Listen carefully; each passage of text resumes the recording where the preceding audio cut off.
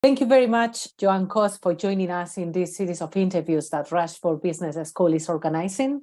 An expert in change management with a wide experience in both international organizations, in public administration, but also in private entities. We would like to know your perspectives, your approaches, but also your views about the trends that this discipline is going in the future years. We met in Egypt 20 years ago, almost, more or less. A lot has happened in the way organizations of different type are organizing themselves. But actually, can you tell us more about the evolution of this change management discipline? Ruth, it's a pleasure being here with you and retaking those conversations we had so many years ago. Yes, effectively, change management is a discipline, an organizational discipline that has had a rise in the last few years or maybe a decade. It's a discipline that is very much developed in the United States and the Anglo-Saxon world in business, because it comes mostly from the corporate world that had the pressure, the need, the necessity to resolve the problems that arise with implementation of changes at any level of organization, public, private, or even public administrations or any kind of business. The point is that 70–80%, according to academia, of projects and change initiatives fail. And they fail because they don't achieve the objectives and the benefits that any change pretends or intends, because they come very late or they come very expensive and they cost much more than expected. So business world had to develop tools, processes, and approaches to solve that. Competitiveness is so tight, and that any kind of organization has to do better in implementing changes. So that was developed at first in the corporate world and has come, and in the States, and has come to Europe and to the rest of the world, Asia, Africa, everywhere. Change management is being implemented with success. The goal of change management is to achieve the benefits of the change. And you may call a change things like implementing a new tool, new software tool, like digitalization or digital transformation. That may be also mergers and acquisitions. It may be purchasing a new company. It may be cultural change or changing values. All that range of things are under the scope of what we call a change. And that's the need. And what change management does is change management is placed on the crossroad of organizational development and psychology of behavior, of human behavior. When we change, when we cross those disciplines, we have a new discipline that is being used in the world of business and public administration.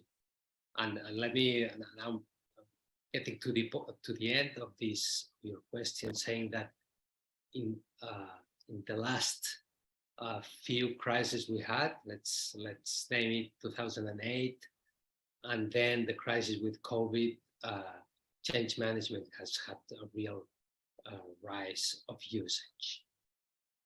You already mentioned that we are living in a moment of change, in a moment of continuous change, better said, especially in the last years. And we have seen that knowledge societies have adapted, or have tried at least to adapt to that new context. But how change management can help these organizations, but also these individuals, to adapt to these changes, to these uncertainties? Yes, that's a good question. Let me put it this way. Imagine any change that needs people to do something different, doing a behavior, an attitude, using a tool, or just having behaviors, any kind of behavior that is different from the previous. And imagine those people not doing the correct behavior, not doing the behavior that produces the benefit for the organization. What I want to say is that no change will happen if people don't do the things that are expected. Let's name implementation of a new software tool. Imagine the user not putting the information, not feeding the information correctly, quality information on time, or just not using the functionalities that the new tool provides.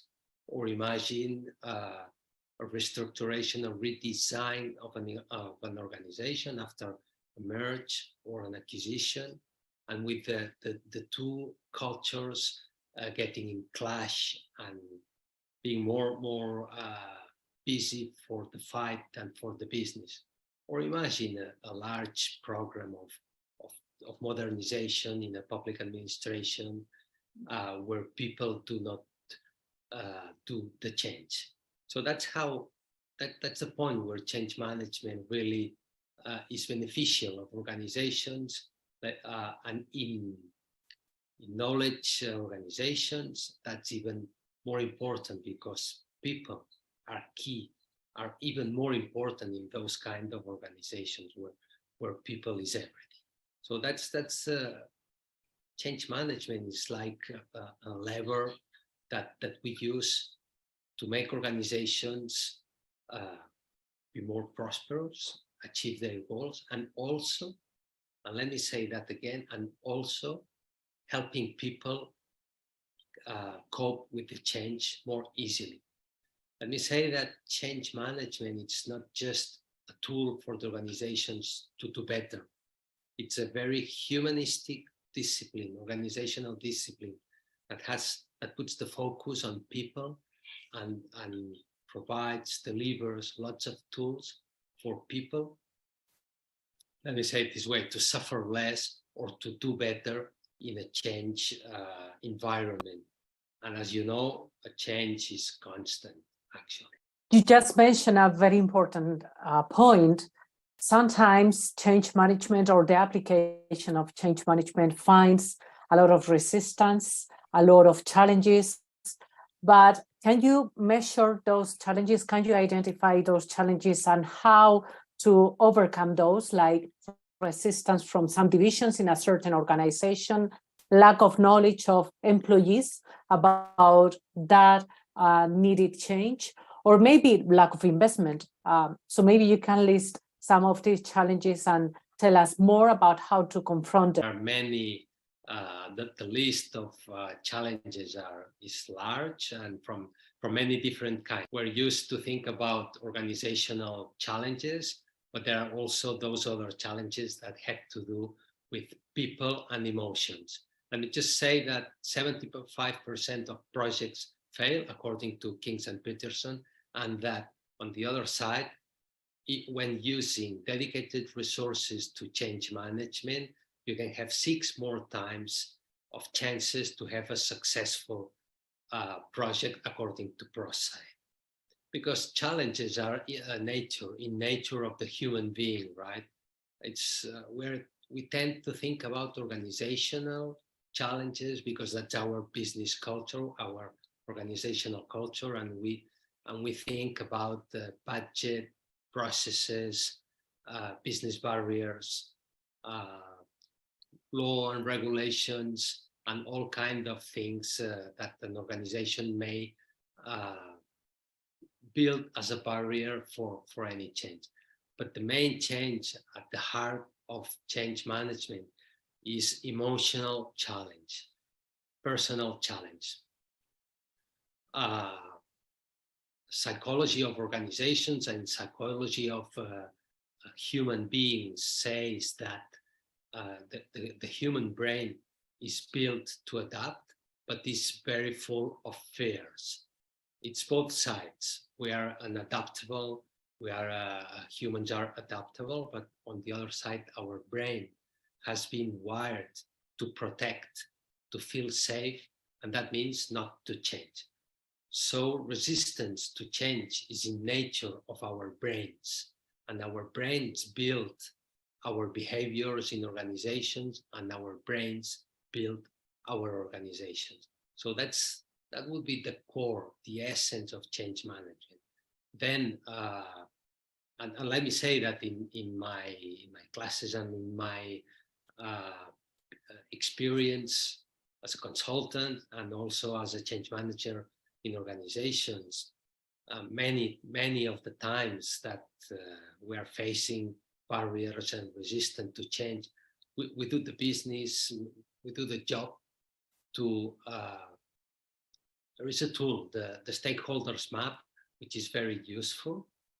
Now I'm going very deep, route to the discipline, change stakeholders map, classifying stakeholders and trying to understand the gap of each stakeholder between the current situation, let's call it situation A, and the future situation that we desire, situation B. So in the middle, there is a gap. And this is what with change management, we try to identify and then help this person to move from situation A to situation B. And many of the times, the essence has to do with psychology, has to do with our fears, whether we are conscious or not. Fear to lose, fear not to be able, fear not to have the capabilities, fear of success, and fear of failure. That's the essence. That's the main thing about change management. But there is a lot more, right? This is a discipline that can display a large myriad of approaches, methodologies, and specific tools. Maybe you know or you have heard about the 8 steps of Kotter. That's one of the must know in change management, or other models like SIGE, which I developed taking tools from here and there, ProSci, and also Peter Senge has a model which is absolutely different from Kotter, and all of them provide approaches to the organizational leaders to tackle those resistances. Just to name a case that I'm very much deep on that currently, changes in larger scale changes, thinking about all the systems, thinking about the countrywide change in public administration.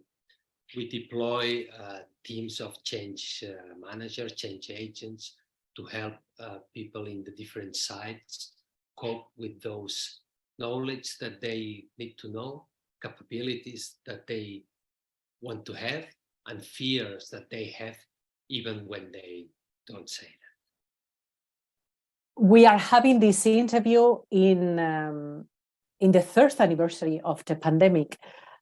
Did we learn something with this global crisis? Maybe we started to assume change management in a different manner, or we are still the same? What do you think? The pandemic and the lockdown has created important changes in our society and also in the organizational world. With the pandemic, many things changed. In a way, it made changes easier.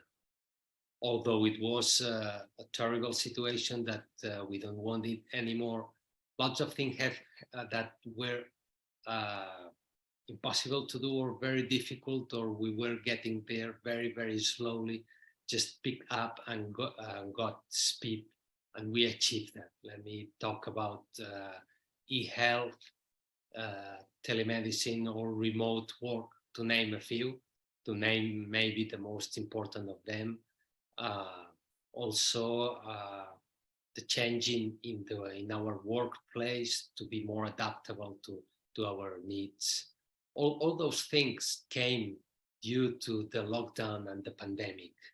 There is a model that we use in change management from Lewis, which says that change happens in 3 steps. One is unfreeze, then you do the change, and then you freeze again. So the first step, which is called unfreeze, means that we are usually blocked in behaviors that we consider the optimum, right? Not the best, but the optimum. We humans do the things that we think better. If not, we would change rapidly. So we're blocked in kinds of behaviors, and we need a strong energy, mostly an emotional, strong energy to break that resistance to change. And Lewis names it unfreeze.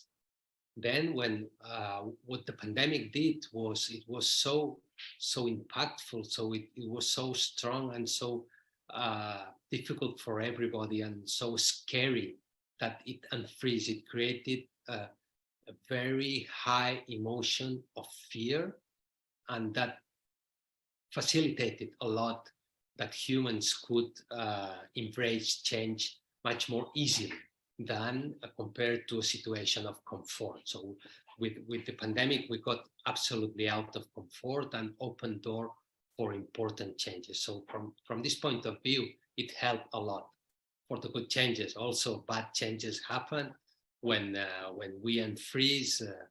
It's like opening the door, and then you can do whatever, right? Not whatever, but you can have good or bad intentions. So this is the model of Lewis that explains change, and that happened a lot. That happened with the pandemic. What we have now after 3 years is that we achieved some changes. We are freezing again. It's like closing that window of opportunity again.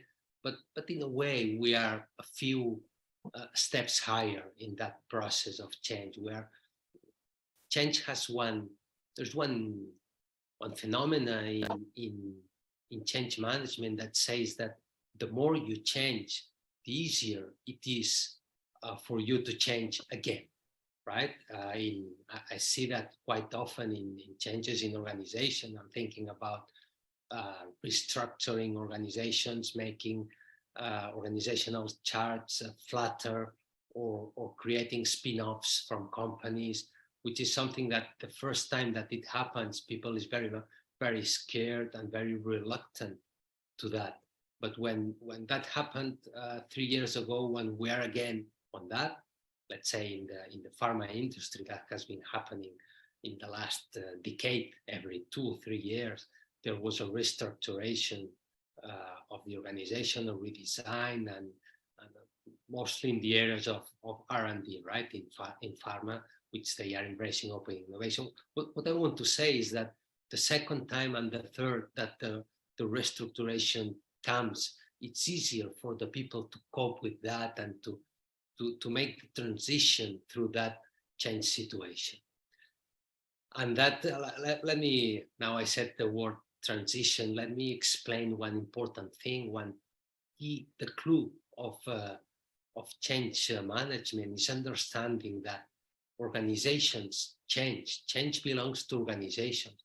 What we people do, we do a transition, an emotional and psychological transition from situation A to situation B, when situation A is the current situation and B is what the organization calls change. So we try to talk about the transition of people through the change, and that opens a new perspective, which is very useful when we think about managing change in organizations. Normally, when we speak about change management, we have the idea that this is only useful for big multinationals, even for those big companies with the capacity to invest in that discipline, and that we only apply change management when we are speaking about digitalization processes, technology, innovation, so big words.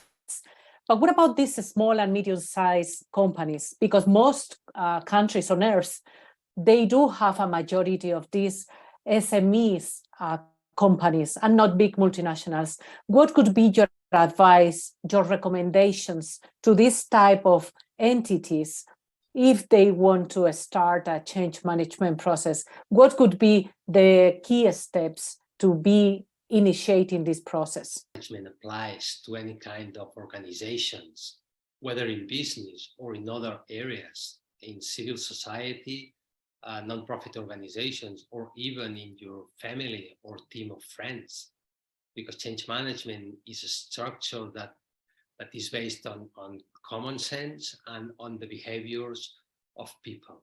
Let me go straight to the deepest schedule or the deepest structure of change management. Identify the people involved in the change, call it stakeholders.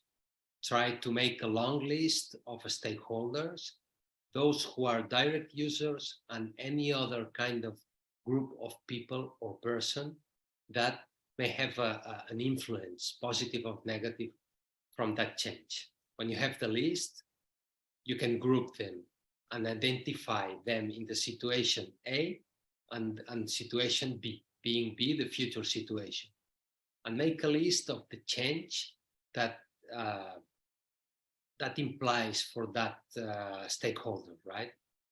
When you have done that, imagine what these stakeholders need to know, need to have, and need to feel, right? That's the core of the change management. When once you have that listed, it's easy to deploy actions and strategies to accompany all those stakeholders to the future and desired situation. And that applies to large corporations where, in fact, as you said, change management comes from and has been developed and in very sophisticated structure. But that applies also to any kind of SME, or it may apply to your family, changing holidays or changing your house, or may apply to such simple things like changing the printers in your floor in your business, right? You just have to follow that structure: stakeholders, gap analysis, and deploying, imagining actions to cover that gap. The kind of actions that we use in change management are mainly information, training, capacity building, and a lot of communication. In change management, what we say is communicate, communicate, communicate in a segmented way, but communicate many times in all kind of registers, tools, and channels, because we humans, we need to hear things many times before we realize that it's true, that we have to go for that change, that we have to accept and adopt the change. One time is not enough. So communicate, communicate, communicate in a segmented way. So for the years to come, what could be the trends of this discipline? How do you think that this change management could evolve in the coming years? I use a lot a tool coming from psychology, which is the change curve. It's a curve that makes like a U. It starts up, goes deep down, and then reaches a higher level. It's a model that developed the psychologist Elizabeth Kubler-Ross. She was a lady that spent all her life dedicated to death.